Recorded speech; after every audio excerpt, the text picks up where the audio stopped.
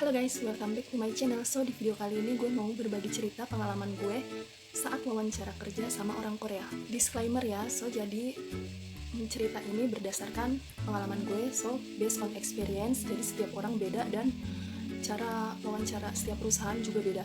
Awalnya itu pada tanggal 27 Agustus hari Kamis, saat gue lagi ada kelas online bahasa Korea. Tiba-tiba ada telepon masuk, tapi gue matiin karena ganggu kan, soalnya gue belajar online kelasnya juga di HP. Nah terus nomor yang tadi itu SMS gue bilang kalau ada hubungannya dengan wawancara. Nah itu dia pakai bahasa Korea.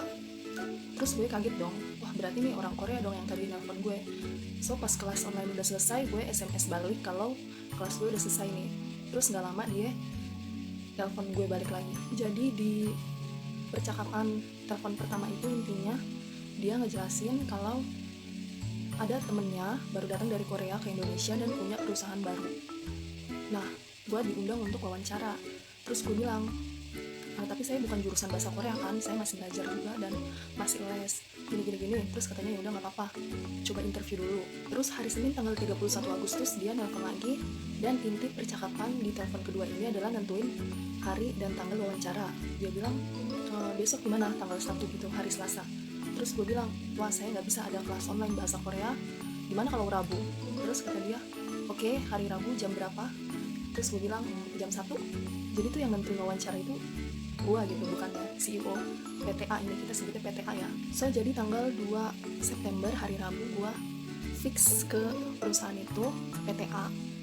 Nah pas nyampe di PTA jam 1 itu ternyata gue masuk ruangan, dan di dalam itu udah ada 2 orang Korea, yang satu dari PTA, yang satu PTB. Nah, PTB ini adalah temennya yang punya perusahaan baru ini. Jadi pas wawancara, ya wawancaranya itu pakai bahasa Korea kan. Nah, di depan gue itu mereka berdua tuh, CEO PTA dan CEO PTB. Ya gugup banget dong ya kan.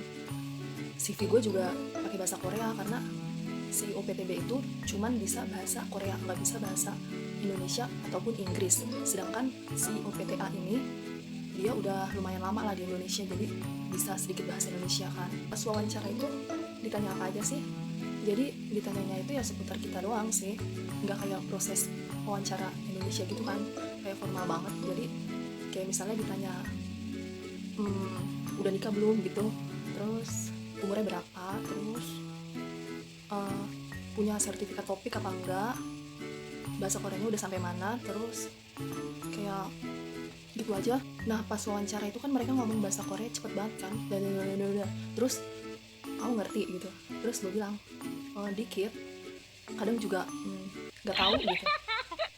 Terus baru dia yang CEO PTA-nya jelasin pelan-pelan pakai bahasa Indonesia gitu. Jadi sebenarnya gue tuh nggak ingat sama sekali pernah ngelamar kerjaan di PTA ini, tapi tiba-tiba kan CEO PTA nelfon gue. Nah, terus kalau gue ngelamar di PTA, kenapa gue jadi kerjanya di PTB? Intinya kayak CEO PTA ini bantuin temennya buat rekrut karyawan di perusahaan PTB ini, temennya.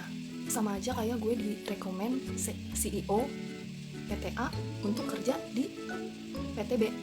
Coba bayangin kalau misalnya yang wawancara cuma gue sama CEO PTB ini, pasti nggak bakal nyambung kan, secara dia nggak bisa ngomong bahasa Indonesia ataupun Inggris, dan bahasa Korea gue juga masih pas-pasan. Nah setelah ditanya-tanyanya selesai, wawancaranya selesai, mereka langsung bilang tanggal 7 mulai kerja ya. Dan gue cepet banget ya prosesnya, cuma ditanya-tanya gitu doang langsung diterima.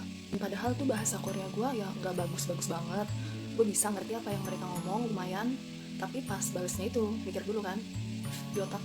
Dan gue udah bilang juga ke mereka kalau bahasa Korea itu bukan jurusan gue, dan gue cuma belajar otodidak 5-6 tahun, dan juga baru belajar di tempat les sekitar 4 bulan. Dan sekalian tuh gue tunjukin sertifikat kursus bahasa Korea gue ke mereka, dan itu masih level intermediate kan, masih level menengah, tapi mereka tetap mau rekrut gue. Pas proses interview sama orang Korea itu ya mereka nggak formal banget, nggak tegang, ya mereka nggak tegang, gue yang tegang gitu kan. Terus ada ketawa-tawanya juga lumayan. Jadi ya semoga aja kedepannya bakal lancar dan betah juga. Oh ya, jadi gue nanti bekerjanya sebagai translator Indonesia Korea ya, dan juga kayak komputer staffnya gitu juga. Untuk kalian yang masih mengejar mimpi kayak gue, ini juga salah satu mimpi gue untuk bekerja di perusahaan Korea kan. Dan tetap semangat ya belajar bahasa Koreanya, tingkatin terus, latihan terus setiap hari, dan semoga mimpi kita semua bisa terwujud. So, kalau kalian ada yang ingin ditanyakan, langsung aja komen di bawah, dan jangan lupa subscribe, like, dan komen. Annyeong!